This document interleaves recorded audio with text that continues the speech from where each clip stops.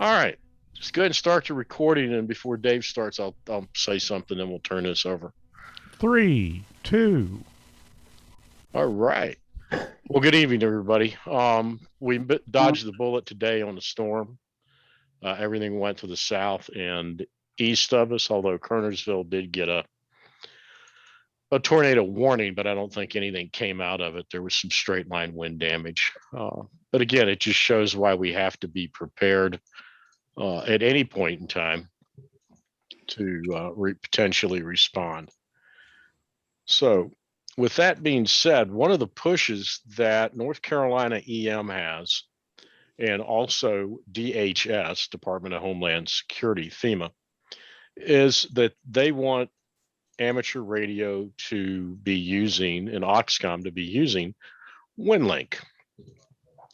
Winlink is used quite a bit um, with a couple of different government agencies, believe it or not, including on what is called the Shares Network. Winlink is used there, and select amateurs can become share stations. They have to be recommended by a sponsoring agency, however. And I am a share station. Mike K4OLD, I believe, is a share station as well through Mars. And we can certainly get any of our staff through the county to also get into the shares network. It does require good HF setups, and because you do have to work the net, and they are HF nets. So, with that being said, Dave, N2AWE, who is one of our ops people, is going to start taking us through how to get WinLink onto our computers and established, with the goal of having that finished by next month so that we can shortly after that do some WinLink testing and drills. So, Dave, it's Mhm. all yours. Well, thank you for the introduction. I'm going to try to share my screen right off the bat. And if I'm lucky, you should see a WinLink picture up here. You got it. Okay, so it's working. That's a good start. I'd like to welcome everybody to the WinLink class. This is a introduction class. I suspect there's going to be several more along the way as we go through because WinLink has several features that are good to use, they're handy to use, and they're help make the messages go faster. So what we're going to do tonight is just an introduction, some background on it. We're going to go over downloading and how to activate the WinLink and some of the settings that you should have. And we'll work up to sending and receiving messages, both informal and formal messages. So with that, if the classes activity we do, everything can be done on the internet. It's a multi-platform device. So for anybody who doesn't have WinLink on their computer now, or is not going to put it on, or is hesitant about purchasing WinLink, that's quite all right. You can go through all the training that we're doing. A lot of it will be done on the internet. And so we should be good on that. Now, let me see. For those who want to download the program during our class, I'm going to ask you to sit on your hands until I get to that portion. But if it's on your computer now, great. We can download it during class. Or if you choose, you can download it later. I have some links to some videos that can actually walk you through very slowly on that if you want to do it on your own.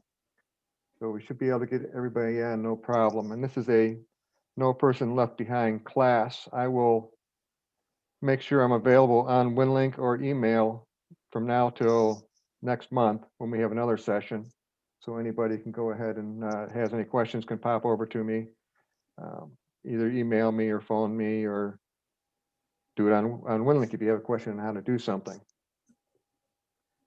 As Harlan said, FEMA has been pushing WinLink for a while, along with North Carolina and other states. For that, if you're in Auxcomm and if you're going to deploy, it's handy to know.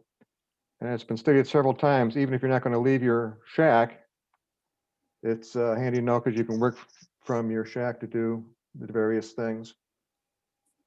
We've talked about PACE before as far as communications. We have primary, alternate, contingency, and emergency. And often in the US, we wonder why we have to worry about contingency and emergency because our grids are fairly robust. Dave, are you changing your presentation? There I am right now. I'm just starting into it. Okay, because I was gonna say if you were, we weren't seeing it. But All right. Harvey was an example in 2017 of why we need the contingency and the emergency. Winlink was used there quite a bit. It's a Cat 4 hurricane that just sat on top of Houston and dropped 40 inches of rain. And if Harvey wasn't bad enough, next month his sister came into town, Maria, which pretty much devastated the communication and electrical grid in Puerto Rico. The Winlink was used a lot there by shares, and it was even used by the Red Cross, who called for 40 volunteers to go on in.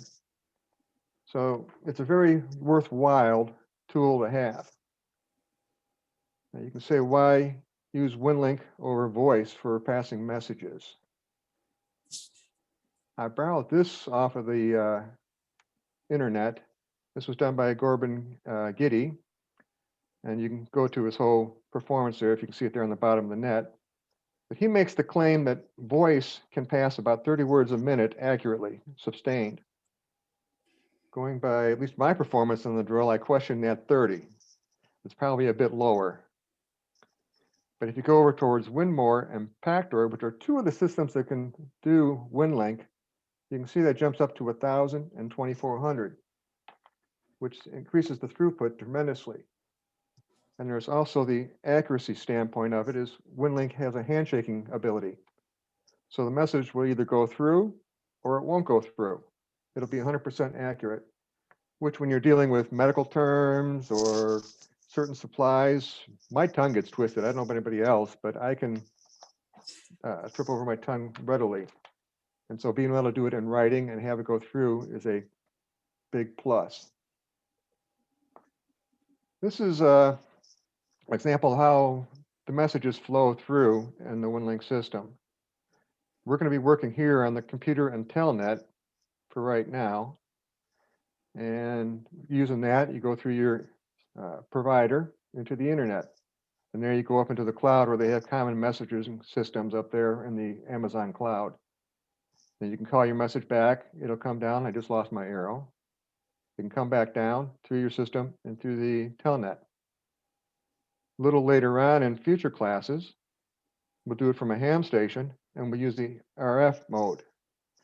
And what's nice there is it can be on HF, VHF, UHF. So it covers all of those items. And we can do with using that, we can do what's called point-to-point or P2P. We can do RMS, and when we get really good, we can do mesh, which is almost like an internet. So using the RMS stations, and that's not root mean square for those who do with numbers, that's radio messaging services, stations rather. Message comes in through the RF, goes through the RMS, which connects to the internet and up to the cloud. And then it can come back down, they can go through another RMS station or the same one, doesn't matter, and go to the ham station. Or if you wanted, it can come down to a computer station. There's a lot of traffic that come this way up and back down through the RMS and the ham station. Another way that we can do it is the point-to-point, as I mentioned, which is basically a ham station going through the RF and dropping down to another ham station. We'll probably be getting into that with some practice. I have not done that myself. I haven't had anybody to play with on it, to be frank, but we'll work on that. And then, if all else fails and there's a worldwide failure of internet, the Pactor system can do it by itself. Or when I say Pactor, it could be any of the modes, but your station goes to an RMS station. The RMS station would transport it to another RMS station and then come back down. And the RMS stations are capable of holding messages for you. So if you lost the internet 100%, worldwide, Winlink would still work. So what is a RMS station? I want to hit on some of that just so we don't know what it is. This is a picture of the worldwide RMS stations right now, HF RMS stations. And I'm going to go live for a second. Not that, excuse me. I want to do that. It's the same drawing. This is on Winlink itself, and each of these stations, they'll give you what they handle. Right now, I'm looking for Pactor, you can see up here, and this will do a Pactor 3 and 4. To be an HF Winlink station, they have to be able to do all the modes. So if I went up to RDOP, for example, it goes over to RDOP. Here's that same station. You can see he handles RDOP 2000 being his latest mode. And if you went to Vera, right here, same thing. So one way or another, using any mode, you can get onto an HF station, and there's fairly wide coverage throughout the world. I use it when I used to go sailing, and it helped me out quite a bit to get messages to mom and dad saying, hey, I'm okay, don't mind the storm, it's overrated or whatever. Let me see, go back to my program. So that's what an RMS station is. They also have it for VHF, UHF. And these are showing where all the VHF, UHF stations are. And you can see there's a lot crowded around the United States. We have by far the most. Dropping back out, I'm going to go to, I lost it. Excuse me 1 second while I put one more on here.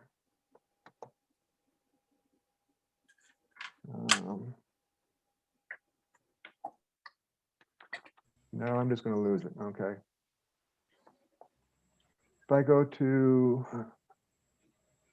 Pactor, packet, that'll be a VHF. I'll do it that way. You can see how it's all crowded through the US. I'm going to zoom in just so you can see what our area looks like for VHF stations. I zoom in North Carolina. We don't have a lot in our neck of the woods. You can see Winston-Salem up here, and that's about it. And VHF is what, about 30 miles if we're lucky, 50 if we're real lucky. It's a So station in Concord, if I might. Could you pause on that? Sure. Where is that? Right here? Yes. Concord. Thank you. And there's your station. Thank you. I don't want to slow you down. Okay, no problem. Yes, if you have questions, go ahead and break in, if you will. There's nothing worse than an engineer doing a monologue. So there's not a lot of VHF stations here, so we're either going to have to do HF and go through RMS stations, or we're going to develop a point-to-point within our county. And the one other thing I want to show you is position reports. And let me see, I'm going to go to it live, I think. These are position reports put out by HF stations saying where they're at. That people, just for general purposes. I'm going to see if I can find one here that might be interesting. I don't want French. Okay, here's a gentleman. He came on down from Canada. You can see the trailing. And that'll be interesting to us here in a little bit, not that we want to travel and watch the boats around town. Also, if you do put it in a position report, it's nice to know you have to put in whether east longitude or west. As you see, we have a WX90 in Western China. He's really not there. He just forgot to put in the west part of that. But why is that important to us to have this information? I'm going to zoom back into North Carolina again.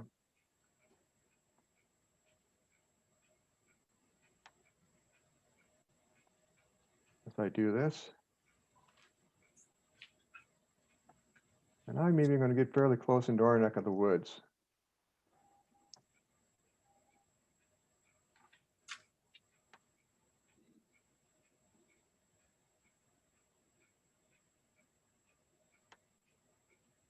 Okay, this part should be familiar to people. Winston-Salem and the surrounding areas. And we have a position report right here. And if I click on that, oh, let me just hold on it. If I hold on it, you can see that there I am. At that point, you know exactly where I'm at and the latitude and longitude. And I put verbiage in there. This time I said drill, family okay, emergency power, able to deploy. Well, think of this as a Auxcomm tool.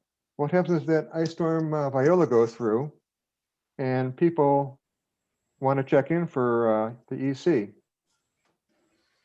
Here we got, you can start checking in and you can populate this map with, we got 12 of us here. So if 12 of us are trained, Harlan can see where people are, who's able to go someplace, who's available to be deployed. Conversely, you could go and be deployed and go to a shelter or a police station or fire station, check in there doing the same thing and say, hey, I'm at fire station so-and-so. I got these hams with me, and start relaying message. It gives you a good tactical view of what's going on in the neighborhood. And thirdly, you could probably go, and you can go, mobile. And going mobile, let's see if I can get back to my program. There I am. Going mobile, you could do something like this for a position report. Here again, you got latitude, longitude. You got a comment here. I just said this is for Auxcomm. You can throw a picture in there. That picture could be of a damaged building, a bridge flooding. It could be any number of things. And yes, it is a Trump flag for anybody who's interested. But that's a picture over at my house for the purpose of doing this demonstration. So there's a lot of things you can do using Winlink. Now I'm going to start going into Winlink itself. And this is the home page for Winlink. And I'm not seeing on my, let me make this a little bigger. Okay, 13. This is the home page for Winlink. You come on in. I just backed up. There's the home page for Winlink. Winlink.org is, I'm taking you in the long way here just so you can see different things on this page. You have an account, you have news. Position is where I was showing the position reports. So if you wanted to see who's where for a event, you can look them up there. It's real easy. Down on this side, there's a bunch of information on where Winlink was used, and it's pretty informative. You got user programs, book of knowledge, which handles a lot of issues if you're trying to figure something out on your computer and how to do things. Going on to my account, we get in here, and you can sign into Winlink here if you wanted. So if you were on a way to a event or something, you could sign in there and update your RMS stations, your propagation tables, or what VHF, UHF stations you have around here. And we're going to be going here in a second, but there's one thing I want to get you to is on the bottom of that page. And that says right down here, Winlink accounts stay alive only with client program use. The important thing is here, accounts off the air for 400 days are automatically purged. Use it or lose it. So that's something you need to be aware of. If you put it on your computer and you don't use it, it'll go away. But you got a year to use it. Now we go into, for anybody who wants to download on their computer today, is anybody going to download it during the presentation? Okay, I'm not hearing anything. This is where you would download it. You would just go to winlink.org/Winlink Express. That's the fast way to get here. Down here where it says download, this program is always the most recent. You don't have to worry about updating it once it comes down or anything else. That'll always be the most recent. There are frequent updates on it. And when you do go in, it will ask for a donation if you want to. You don't have to. Winlink is a free program. As you go through the download process, which is pretty automatic, you'll get to this page, which is your setup page. There are a few things here that you should know about. First off, to use it, you have to put in a call. You have to put in your password, whatever that may be. and you have to put in an email address for a recovery. Those are the things you have to do. If you, the other down here, you should. You see down here where I have public and MCOM. Those you should put in, and I'll show you the reason why a little bit later. But that refers to the RMS stations. You don't have to put them in, but I would strongly encourage you to put public and MCOM in there. And I'll show you why as we go through here today's presentation. Up in this corner, all this is optional. I believe all they use it for is to contact you if there's a problem. And unless you're really experienced, I wouldn't mess with anything down here. I don't think you want to do automatically install the beta stuff and play with it. Unless anybody wants to be is anybody an IT guru want to do it, I would stay away from that. And that's what gives you a good idea what to do with the setup page. Next thing it'll take you to is your opening page. And there's a lot of stuff in here. I'm going to go live and go over a couple of these things for you. First of all, you'll see your call comes in here. You have this little button, and you could add a call sign. There's that whole page again. You can add another user to your Winlink. So if you're a husband and wife ham team at home, that might be a good way to have both you on there and keep your email separate. Or if you're on an Auxcomm call, maybe you want to have a first shift, second shift. And so you can put a whole nother call in there if you don't want to keep just one call. Again, that kind of stuff's going to have to be established on standard operating procedures. Also, we have a settings page. A lot of interesting stuff down here, which we'll get into throughout the courses. Not all today, obviously, we don't have the time. But GPS position reports, group file requests, contacts, group addresses. The Auxcomm staff ought to be interested in those too. Are some good spots here. And then we have the messages. If you start a new message, you can go here. You can reply just like you would on an AOL email. In fact, it looks very much like an AOL email did. We have a move box too, which I'm going to just pull up. Let me just pull up this. So if you wanted to move a message, you highlight it, you say where you want it move it to, and this comes up with any of the directories that you have over here. And then you can say move to, and it will actually move the message from one to the other. So if you want to go to a saved item, delete it, if you have a special personal folder you want to put it into, that's ways of doing that. Open session, delete, we'll delete it, whatever's highlighted. Open session, this is where you choose the session that you want to be able to use to. Everybody for now should be in the telnet, which will be the internet. These other ones are all, right on this top section, are all RMS gateways. So if you want to do an HF gateway to anywhere around the world, or if you wanted to do, if you're close and could get into a UHF, VHF, this is where you come to. And you got your packet here for VHF, you got Pactor for HF, you got RDOP. Am I pronouncing that right, Stacy? RDOP? Okay, I got a thumbs up. Yep. We got Vera here. Then if you come down here, you go to person. So if I wanted to do a direct contact to people, for example, I could do it on Pactor, Robust Packet, RDORP. But everybody has to be on the same setup. So a person on Packet, for example, can't talk with someone on Vera.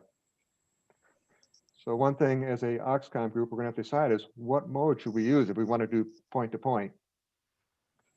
And then if the internet goes out worldwide, you play with these, and I hope never to touch them. Across here is basically the same thing that's in the message section. You can start a new message, reply to messages, reply to all. You can forward messages. You can do a GPS item. You can do catalog requests, which I'll get into in other sessions. This would open up a session, save, print, etc. Excuse me, this is weather grid files. This is open a session. You can get weather grid files, but you need to have a grid file reader to read the grids, otherwise you get gibbish.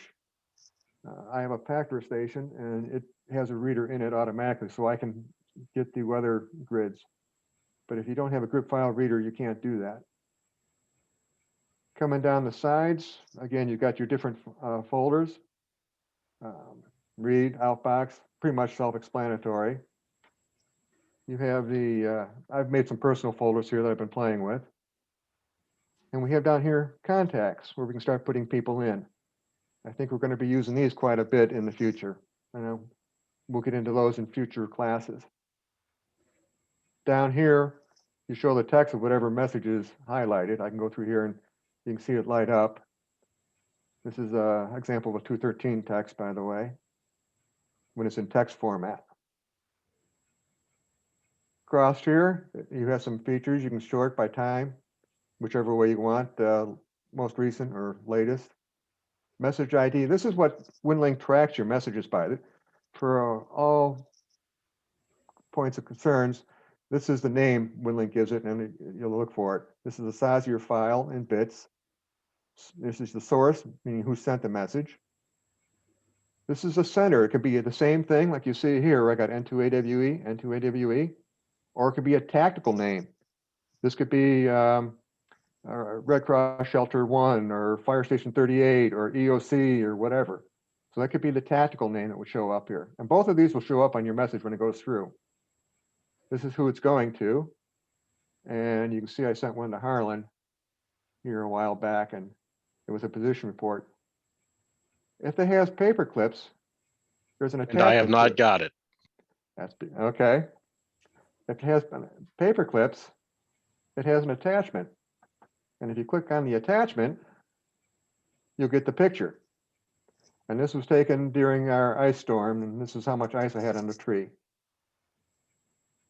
So that gives you an idea. So now you have a location, comments. You can put an address in if you want, and a picture showing what it's like, which they say a picture's worth 1,000 words. Dave, you sent that to my personal email address, not my Winlink one, correct? I sent that one to your personal. There it is right there. Yes, and I did get that. When he sent that, I got that picture and position report on my personal email address. When I said I didn't get it, I was looking at Winlink. Okay. Yeah, you can see where I sent it to here. I have stuff that I supposedly have sent to Stacy, but she doesn't get them because I haven't sent them. I just use her call as a test for some of the stuff I've been doing. So that gives you an idea of some of the stuff that goes on the main sheet. We will experiment some of this stuff later on through future classes. Some of it takes some time to learn. Pictures you got to be particularly careful for because they're large files. And Winlink has a limit of 120 kilobytes per message. It'll shut you down and it won't allow you to transmit if it's bigger than that. So you have to watch your size. That's also important because HF, or VHF for that matter, is not as fast as the internet. So you have to be very conscious on the size of the messages you send. How big was that message limitation? 120 kilobytes. Okay, that explains why one thing didn't go through. And if it should have been in red if you had it up there, and something in red, like right about here in the size, that should have been in red on your message when you posted it. Okay, I don't remember it, but I did an attachment, and I'll let you run. Sorry. Okay. And this would be what the verbiage looks like in text form. And I'll get into why Winlink does some text and some things you can do as regular form, because it will send in its own fashion the 213 forms along with others. Yeah, I wanted to let Dave or Don know that I did get his email on Winlink with the ARRL message form attached. So you open it using the paperclip then? I did. Very good. Very good. Let me see, that was that. So I'm going to go to the next slide. I lost track. Am I on the? Yeah, there I am. Again, this is the different forms you have, the different RMS stations. Very important that you know that. And on this one, you have to be on the same when you're communicating point to point. And then you just open the session and it'll go and it'll open a session.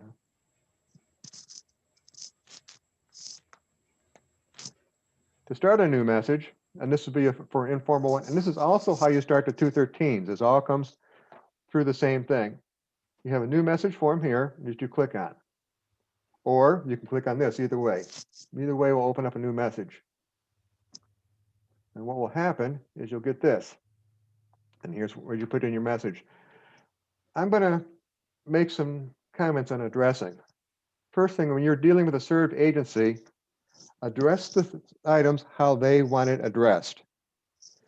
There was one we had here when we had the winter storm Viola.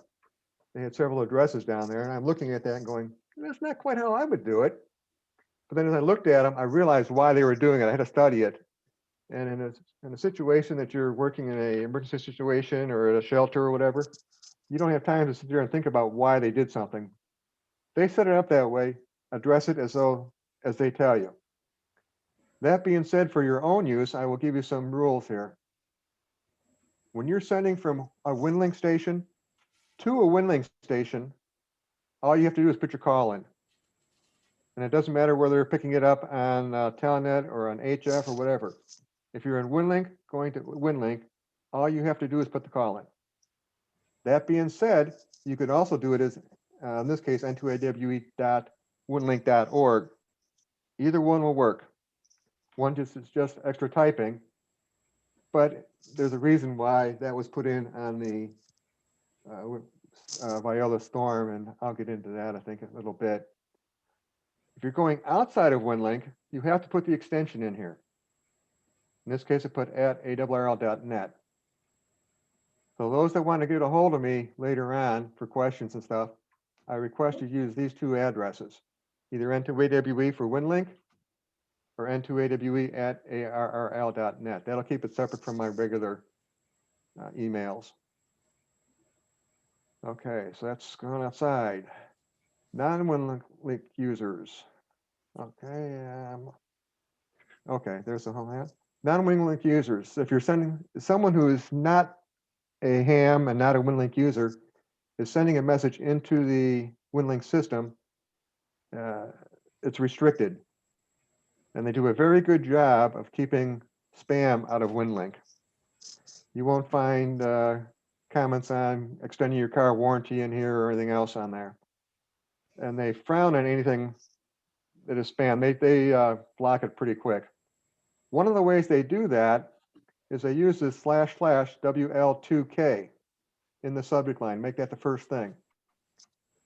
So if your wife, for example, wants to send you a message while you're, or husband, I guess I should say, sorry, Stacy, wants to send you a message while you're on deployment, they can just put your call in, but they got to put that / WL2K space in there. That will allow the Winlink message to go through. And that's the reason why when Winter Storm Viola, they had requested you put that in there, because not all those addresses might be coming from inside Winlink, and one of them was going to a Winlink tactical station, tactical call at WCS841@winlink.org. That's a tactical call on Winlink. If you were in Winlink, all you'd have to do is put the WCS841 and it would go. But they did that comment, so whether you were inside Winlink or outside, the addressing would be the same. From there, you post it to your outbox, and that's like putting it in your mailbox outside. If you walk down your street and put it in your mailbox, that's what you've just done when you've done here. And you should see something like this. I got the flag up, so the message has not been sent. We got the date, time. Here's that call again, or here's the message ID rather. How big? This is a very small file. You can see all it says is this is a test message for class. I was the source. I'm the sender, so I wasn't using a tactical address. And I was sending to myself as a test and putting in the subject matter here. So that's how it is when it's ready to go. Is there any questions so far? Everybody's awake? Yeah, question there. Sure. Where do you, actually two things. One, where do you put the sender? I've seen the source. I have the source when I go ahead and do it, but how do you get the sender name in there? right here, to, just like email, to, and I'm addressing this one to myself at my outside net right here. And you can do copies to also. So that's where you put your addresses, where the message is going to. Right, but where you have sender, where it's the source and the same. Okay, that, hold Not that thought for a recipient. minute, okay? Okay, yeah, no problem. And the other thing was, I thought too, when you use the in the subject line, the / WL2K, you could also indicate priority also. Are you gonna get into that? I won't get into that for this. And there would just be a text in there. It would not be a item making it a priority. It'd be just labeling it as priority Right, passage. if you just use the / WL2K, that's just a regular priority, but you can put, I have to look up the numbers again, but I think it's like -E for emergency, Okay, I'm gonna take your word on -P, that. I think -P for priority or R for routine, but I Okay, saw that somewhere. I will have to, that one I haven't played with. That would be a new one for me. Right. But this is what you have to use to get it into Winlink system if you're a non-Winlink user, and just get it through the filters basically. So if somebody was at home and sending it to you out on a deployment.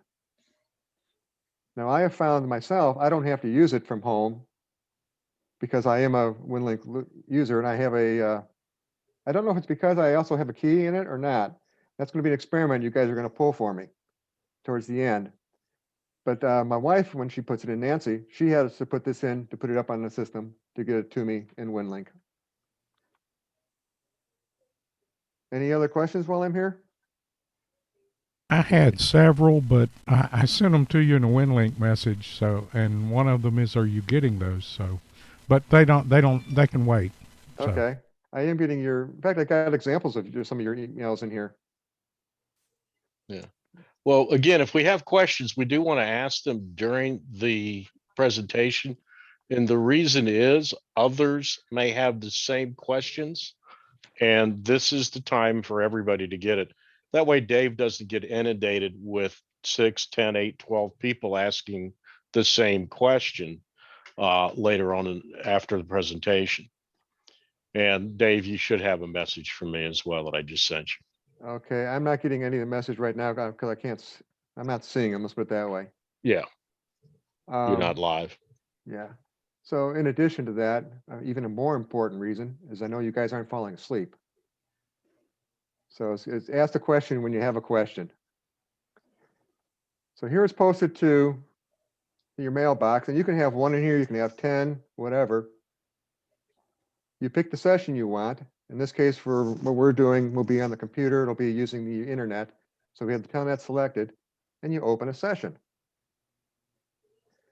And what happens now is it'll open a session like this. You'll get this page. You have a start button. And it'll go through here, and you can see all the stuff you put in there. Here's N2AWE. There's connecting to Winlink 2000. Here's sending the message, and there's that message name I told you about. Here, completed the message, one message sent, end of session, and it'll tell me one message sent, nothing received, and then it disconnects. And that's how easy it is to send a message through it. And that's putting the message onto the system. And you'll see up here the outbox now goes to 0 messages because we sent it. Any questions on that part so far? Now we're going to start. I want to talk about a 13, how to send a 13, and I'll get into receiving these here in a little bit. Dan, you're going to say something? No, okay. You start the same exact way you did with the other message. You select it. You start a new message, which you can do either from here or from up here, and you get the message form. And you select a template. And these templates, you'll get this form, which is the template manager. And on there, you'll have a plus, and you'll have global, and you may have your own name here. You got to hit on the plus. You can't hit on the verbiage here, or it won't expand. Don't ask me why. but you can span it and you can see all your different general forms, folders for different forms. I'm going to go live here again because I want to explore these just a little bit. New message, template form. Here we are live, but American Red Cross is right here.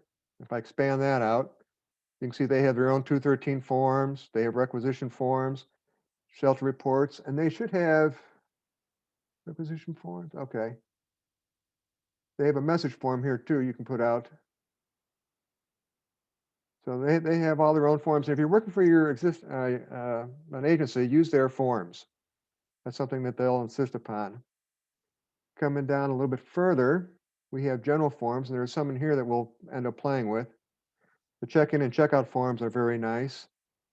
This is another GPS position report form, which I use when I put the picture on. So that's handy. Coming down a little bit further, we have the ICS forms. And these ICS forms, you can see we got should be familiar with them, 204, 205, 213s. 213, that's a resource request.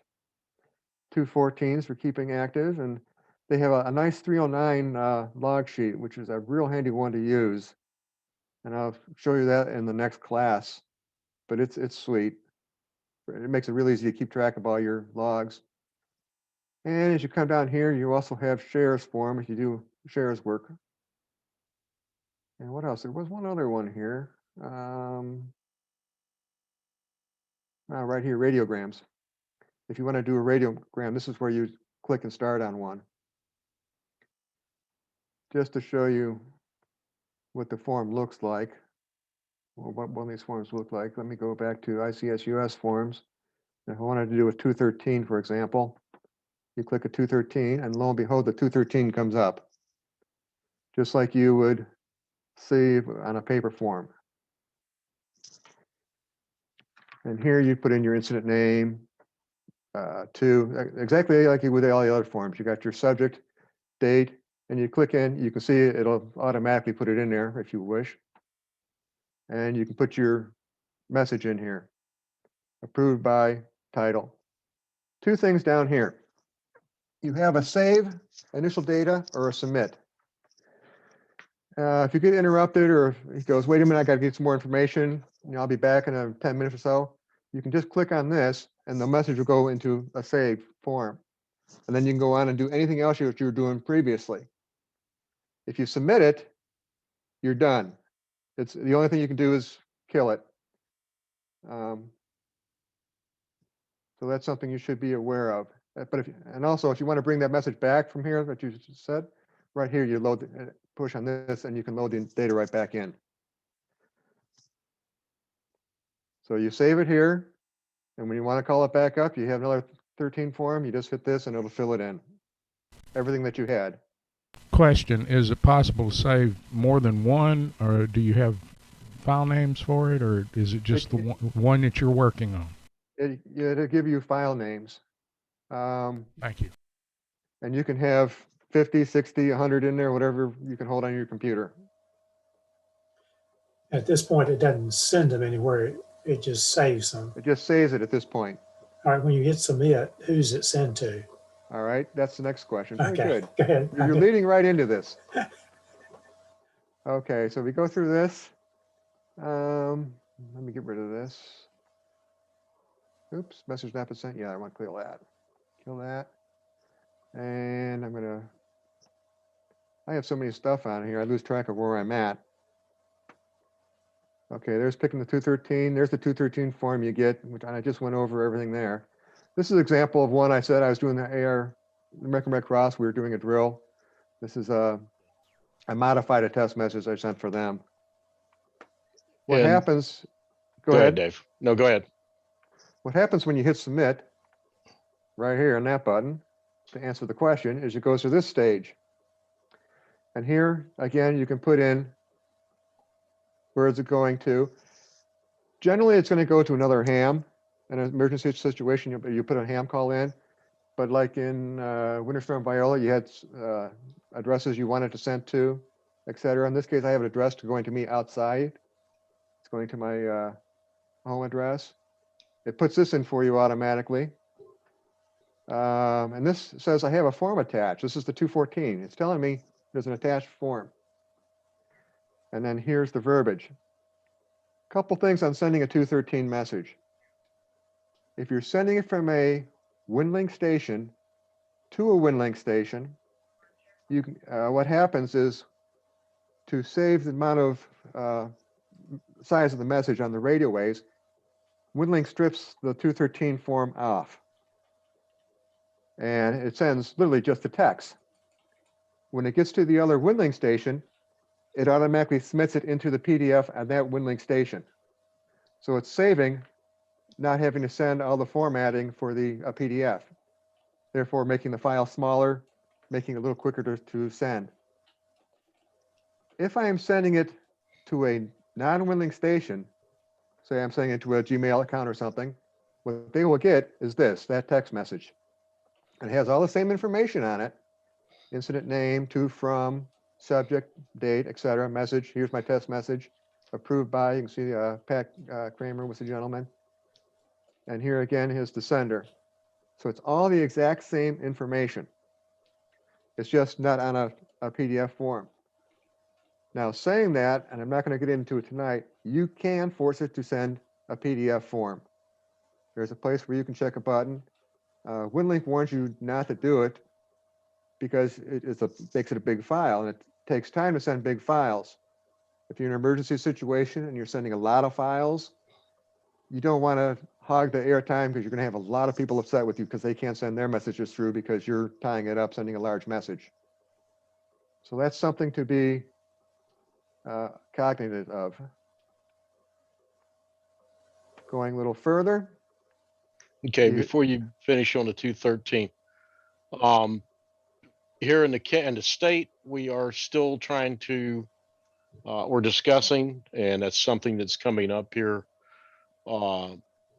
later this month, is we have a all coordinator call for the Auxcomm coordinators with the state. And one of the topics of discussion will be Winlink, and in particular this ICS 213 that Winlink has.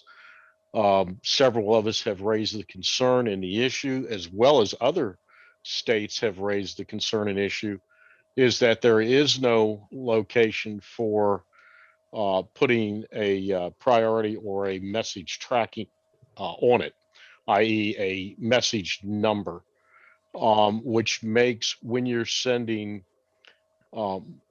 messages, ICS 213 messages, through different formats, i.e. some get faxed, some get sent by telnet, some get sent by voice, it becomes problematic for that net control station to track these. And so we're discussing how in the state we are going to address that so that we have a global one methodology done. So it doesn't matter in your log whether you're looking at an ICS 213 that was faxed, one that was carried down the hall, one that was sent by voice, one that was sent by Winlink. You're able, from that location, whoever the communications group is, they're able to track and say, well, yeah, message 5 was sent this way, 8 was sent that way, and you can track who, where, what, when. I know this has an excellent logging program to it, but again, when you're looking at sending it through multiple different mediums, that becomes a challenge in the end for everyone. And that has been one of the big things that has been mentioned, not only from the Auxcomm folks, but also in Shares, because Shares uses message tracking methodologies as well. So that's kind of what I wanted to put out there. It's, we do want to make use of these things and be prepared to make use of them, but understand we're trying to figure out how we're going to make that work from a state standpoint of adding the things that everybody in the state says we need to have. And that's a very good thing you brought up. I've been experimenting with that. So I'm glad you brought that up. I haven't been successful yet. I've gone to the help section. You can see right here, they have sequence numbers that you can put in. And I have not figured out how to do that. I've been playing with it. I haven't quite got it in. But any of these template commands, you can put in and anything short of the message. So if you're in your, let me back out of this. And my concern there, Dave, with using their sequence numbers is just like with a couple of the programs I use with DoD, they automatically put sequence numbers in there. Okay. And so if I send whatever message I generate in that DoD program might be message number 105. The Mhm. very next one I generate in that program is going to be 106. But Yep. if I'm working Winlink and I'm working by hand, I'm working by voice, I'm working multiple ways, that next message that I'm getting ready to send by Winlink may not be message number 105. It may actually be message 150 As a reply or as a next sequence number? as the next sequence number. Because if we're in the middle of, think about this, message 1, for example, is one that's generated and it's walked down the hall. Message 2 is sent by voice on 2 meters. Message 3 is sent by voice on UHF. Message 5 is faxed. Message 6 is sent by Winlink. I think this is why we need to get together as a group to decide how we're going to do this, because you've raised some good questions on that. I have asked them if they could put sequence numbers, the Winlink team, if they could put sequence numbers on here. And they're telling me, no, I should be using the sequence numbers that are self-generated. I don't know. It's And, possible, I guess. Again, that's, they're thinking that everybody's going to use this and only this, Right. which is what they want, because that's how they generate money for their group. But we use a multitude of ways. And so this is something that we're discussing at the state level as to how we're going to use these and what we're going to do. And it may actually just end up being something that gets added to the subject line. Right. It may end up being something that becomes that simple, that everything just gets the priority. You have your subject name, whatever that subject is, dash whatever the priority is, dash the message number. Okay, there is another way to do this also, just to keep in mind. I don't have the horsepower to do it, but somebody from the state will. You can see there's several state, I'm back in the template manager here. Yep. You can see there, California has them, Canada has their own, Florida State has their own, Hawaii has their own, Oregon, Ohio. So they have their own, some general forms that they've asked for and have made for them, Situeps, etc. So it might be possible. I'm trying to see if any one of these states do have a 13. Yeah, here's a 213. Clay County has their own 213. So they went in and they had something special made up. So it is possible that we could put something in the form just for North Carolina. And if I remember correctly, we can add to that, we can add our own templates. We can make templates, add our own templates in to the system. That is which correct. would require everybody to, of course, we have to send that out and say, hey, put these templates into your system. We can generate them, or we can have them put them in. You can see right here, N2AWE. I was trying to play with one and trying to get that in there for you. I was thinking ahead, but I'm not enough of an IT techie type person to have succeeded yet. But that's what I was trying to do there. Yeah. So yeah, there's things that have to be addressed. It's not perfect. And the question you raised is a very valid one.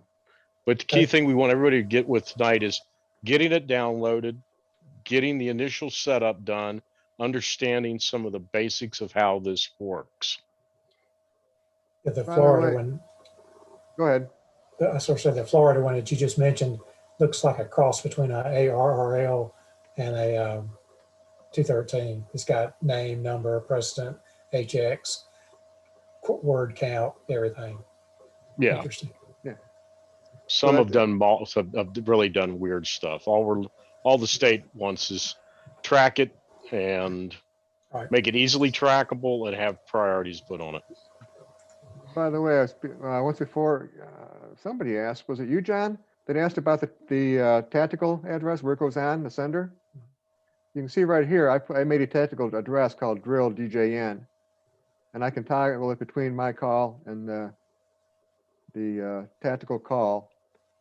I can make that anything I wanted for a tactical call.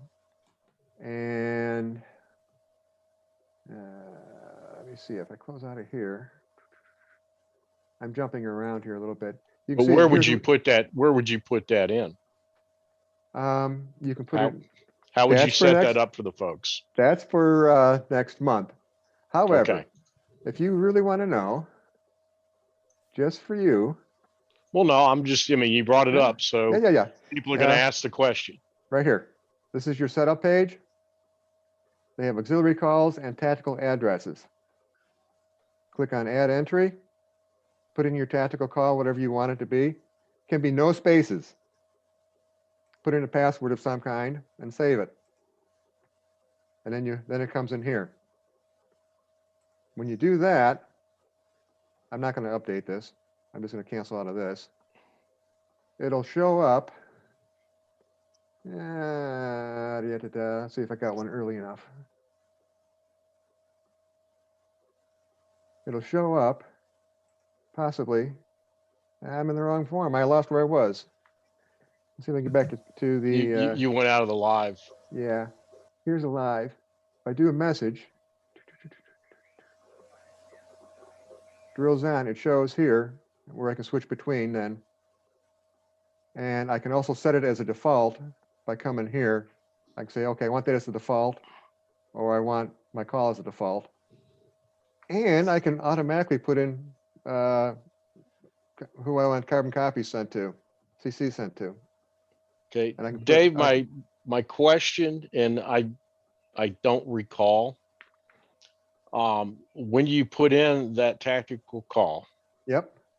When I first make it up. Yeah, when you first make it up. Okay. And then when you make a message, while it'll show coming from that tactical call, does it show the sender's call sign as well? Yes, it does. Right here, there's the source. There's the tactical call. And when you send a message, there's my source right there in the message. So it is Okay. completely FCC compliant. Yep. All right. So I see where it says from the drill and then source. Okay. So they're both That's what down I there. was asking, is because that way there's trackability. Yes. So we know who was operating at the time that message was sent. Was the control operator was N2AWE. Right. Okay, And that's important. it's handy also. Here I've sorted by sender, so you can see N2AWE or my tactical name there. Or if I wanted another way is, of course, here I can do it by. There's a lot of ways you can sort and find your messages. Or you can just put them over in a personal file if you wanted. But as we said, there's the source, there's the sender, there's the source in the message. It is in the message. And here it is, you can see from, there's the tactical. So it might say Red Cross Shelter or police station or EOC or whatever. But there's the source of who sent the message. That good? Any other questions? I just poked around this is KB4SJ, just poked around and found a template for HICS. Yep. And they've got a HICS 213 that does have a message number built in. But again, it's got the same issue. They've generated a lot of information on it. It's their own generated. Yeah, it's got your call sign, and it's got a -1 or a -2. And the problem is that you could have two messages with the same effective number, one in Winlink and one in your in your other system. Never mind. No, I understand what you're saying. It could be the fax, or it could be a voice message or whatever. So yes, you are correct. I'm trying to see on this one. Okay, this one, No. All right. That's something that the coordinators here in the state, we're going to be working this out as we all talk about these.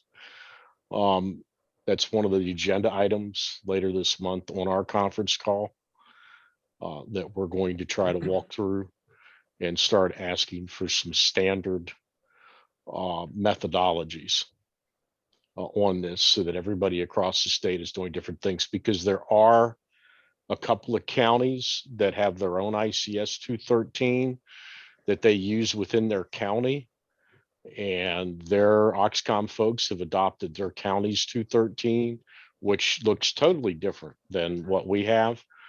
Although it's got the same main blocks, because you can't change those and still call it an ICS 213, but they have added a ton of stuff to them. And so they don't match anything anybody else would be getting. So it makes it a challenge. okay. So yeah, the standard, I'm a big fan of standardization. I mentioned it, if we start going point to point and stuff, we need to standardize, probably statewide as well as county-wise. At the very least county-wise, to be able to talk if we start doing that. Anyways, we post it. Here it is, the mailbox.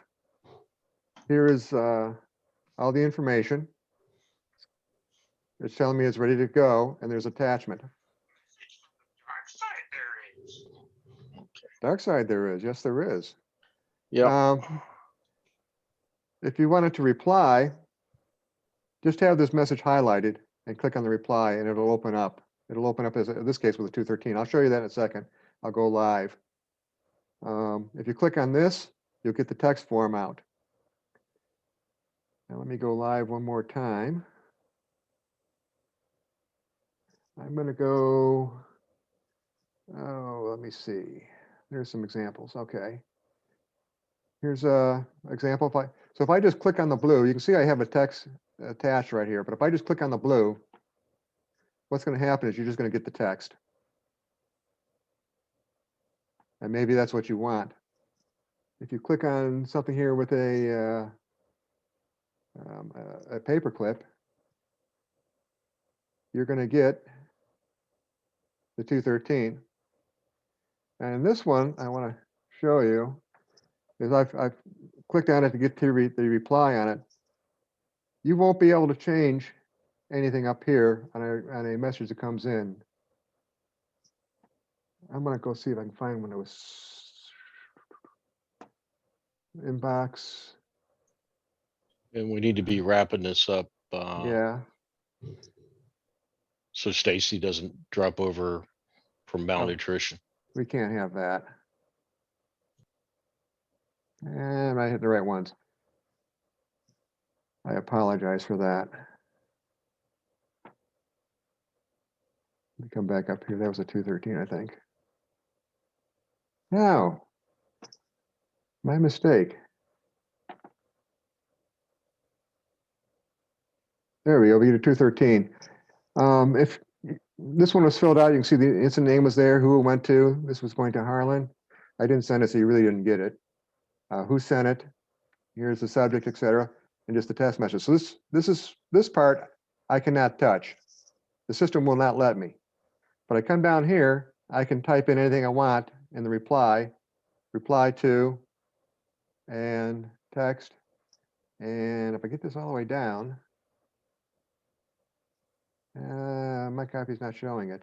I would have the same things down here as far as being able to submit it or to put it into holding to bring it back up. And that basically is the presentation of how things work in Winlink.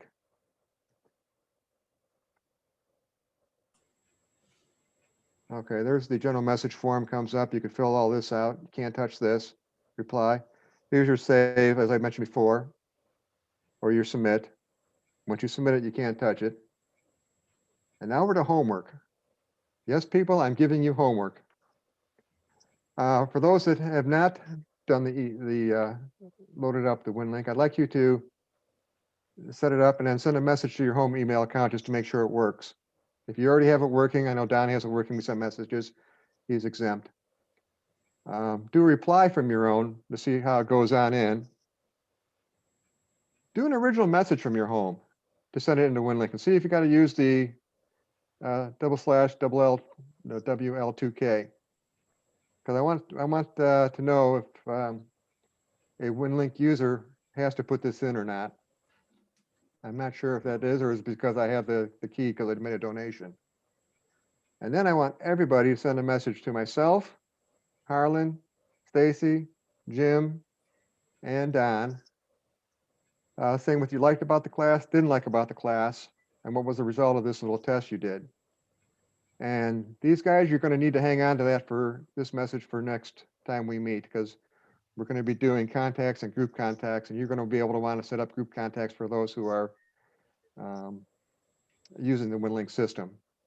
So that's another reason why you're sending it to all 4 of these individuals. Got bonus points if you do it on 213 instead of a formal. Double bonus points if you do it on Telnet, and it's due by Sunday night.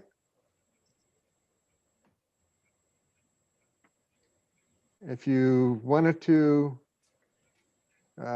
see a video on how to do some of this stuff, you can do a snapshot of this screen. If anybody wants a snapshot of the screen? Nothing heard.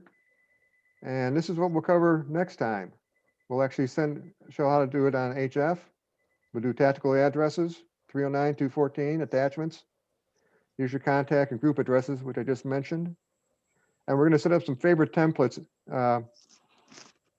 What that is a quick way to get to your 213. As I showed you before, it was rather cumbersome going through general templates, work your way down. You can make shortcuts, so you just click on a button and it comes up for you. And you can also have them pre-filled out. So if you're sending a lot of welfare traffic, etc. So that's a good one. And finally, pictures. That'll be for next time around. Dave, Yes. back up there, who I'm supposed to send them messages to, which I think some of them I've already sent a Winlink message. Well, let's see. They get to right here. Send it to me, Okay, Harlan, wait a minute now.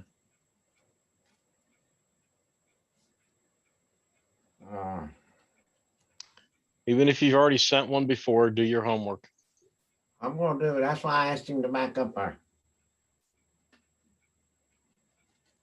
we got Madam Secretary,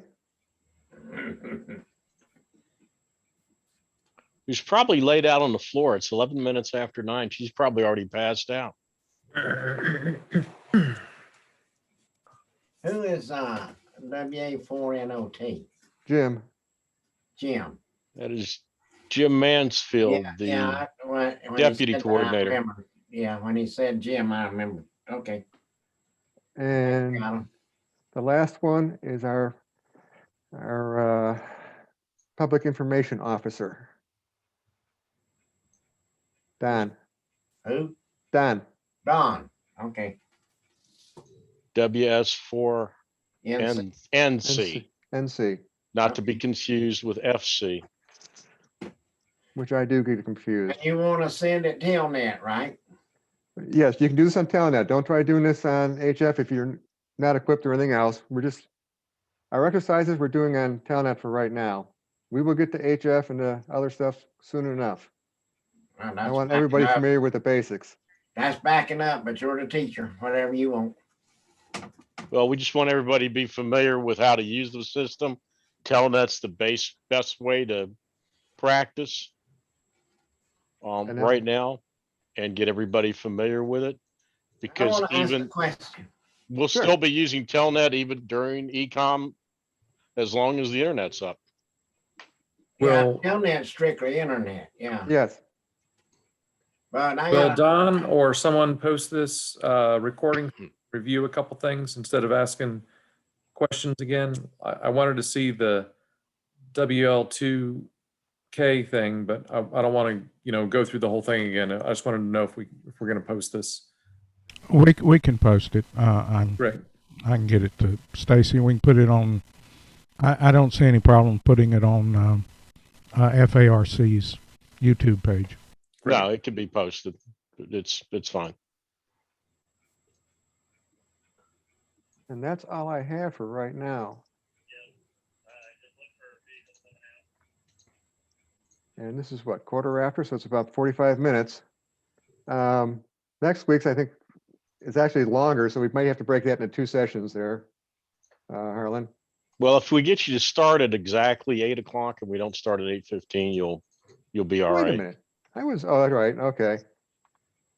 I was gonna say, we started at 8, but you had your talk first, I guess. Yeah. So, yeah. All right, I'm going to stop the recording unless you want it to continue past this point. No,